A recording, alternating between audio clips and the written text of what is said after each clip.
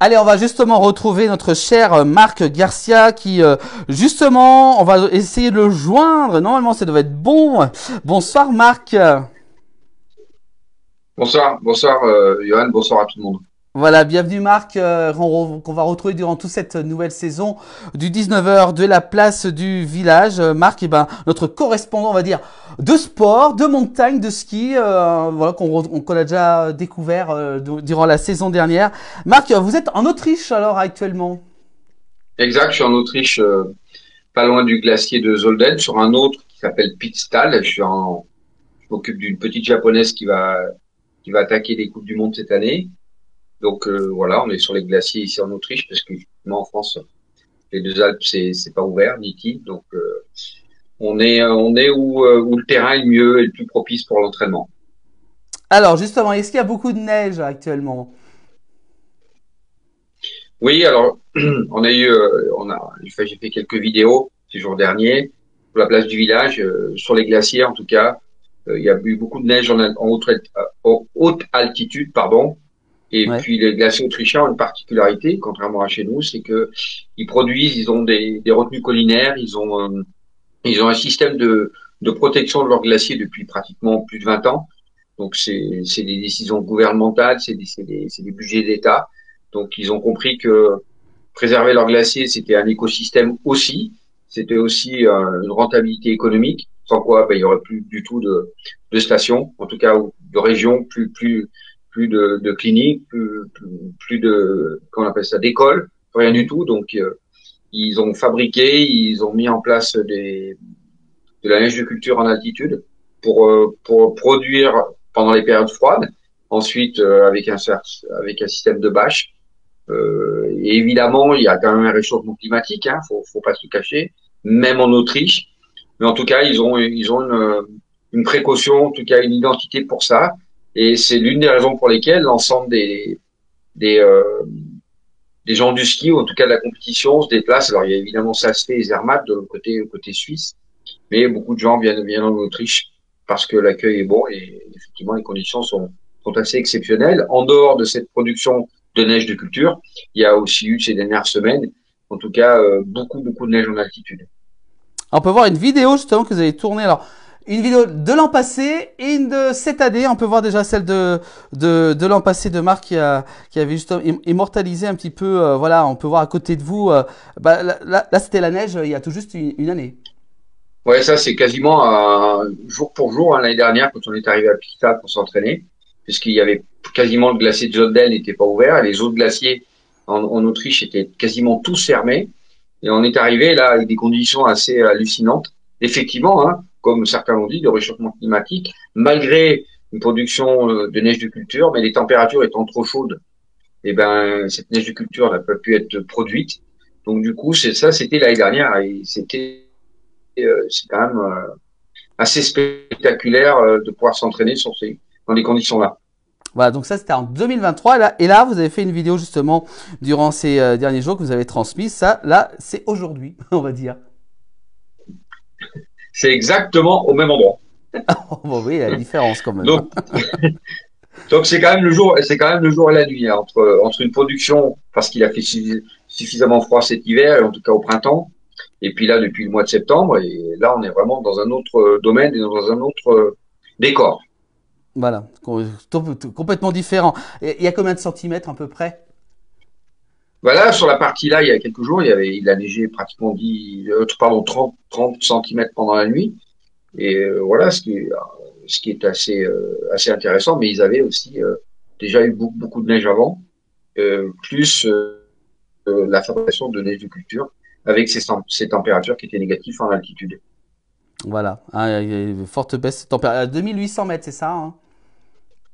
Là, oui, sur ce qu'on voit, c'est 2800 mètres. En fait, on arrive avec un funiculaire. Et ensuite, là, vous avez tout un domaine avec des téléskis, des télésièges, des télécabines qui permet de travailler sur différentes qualités de pistes, en tout cas des pistes plus ou moins plates, plus ou moins raides, en fonction du développement et de ce qu'on cherche à travailler spécifiquement pour la compétition. Voilà, ben, ouais, beaucoup de travail. Marc, vous êtes arrivé durant ces derniers jours et là, vous êtes en pleine activité. Oui, ouais, ouais, on est en train de travailler ce qu'on appelle la remise en place des fondamentaux pour notamment cette athlète que j'ai, Hélène Watanabe. Et donc pour elle qui va participer normalement au slalom de Lévis au mois de novembre, pardon, le 16 novembre, Coupe du Monde et ensuite l'Autriche. Donc effectivement, c'est la mise en place d'un travail spécifique pour la rendre meilleure et en tout cas qu'elle soit la plus performante possible lors des premières Coupes du Monde. Voilà, très prochainement.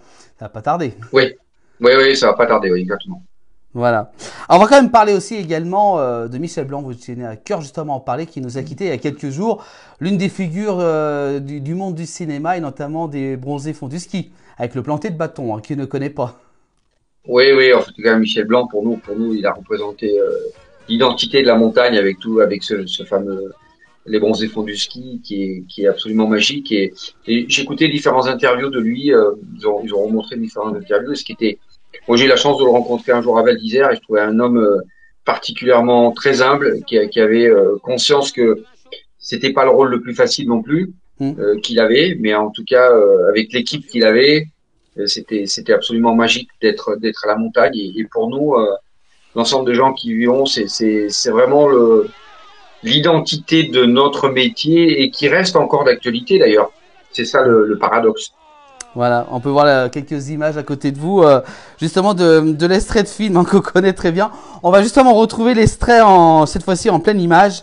Regardez, c'était donc dans Les Bronzés fonds du ski, l'un des films mythiques, hein, justement. On revient dans un instant.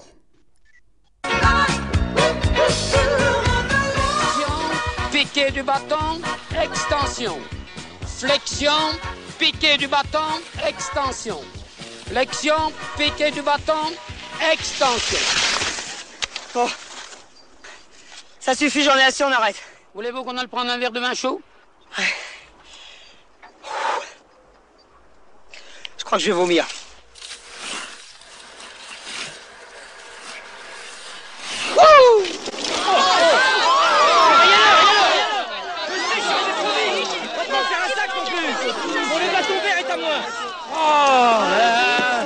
C'est invraisemblable ça quand même. Merdez le monde, restez planté sur la piste comme ça. Ça ne va pas, monsieur Duss. Ça fait la 30e fois que je vous le dis. Planter du bâton ne marche pas du tout. Mettez-vous bien ça dans la tête. Et votre bonnet par-dessus. Oui, je suis au courant, je sais ça, ça fait 30 fois, je le sais. Hé! Voilà. Voilà, on peut voir cet extrait du film, on s'en souvient très bien quand même, hein. Ouais, à chaque fois, il y a toujours un peu le sourire et un grand aussi mémoire à Fernand Bonnevie, qui est le moniteur de ski de Val d'Isère, qui est parti il y a déjà quelques années, qui avait fait ça, je dirais presque gracieusement, hein, Mm.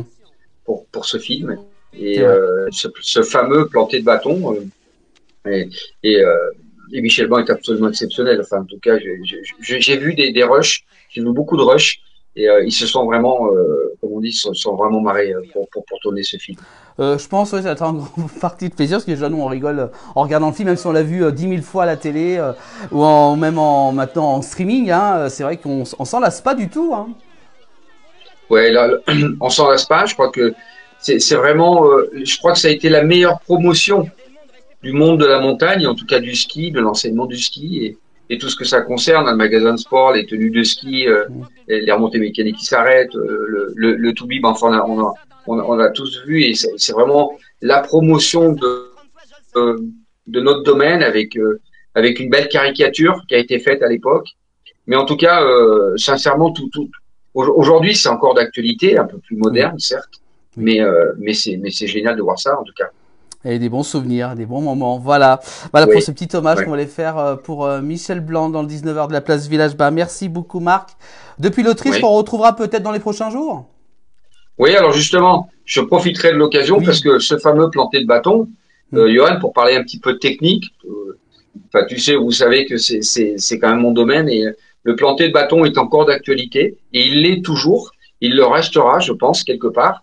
Il y a une évolution du planté de bâton et je vais essayer de faire quelques petits sujets pour essayer de vous expliquer quelle est cette fameuse évolution du planté de bâton au travers de ce grand monsieur qui était Michel Blanc, que j'ai eu la chance de croiser.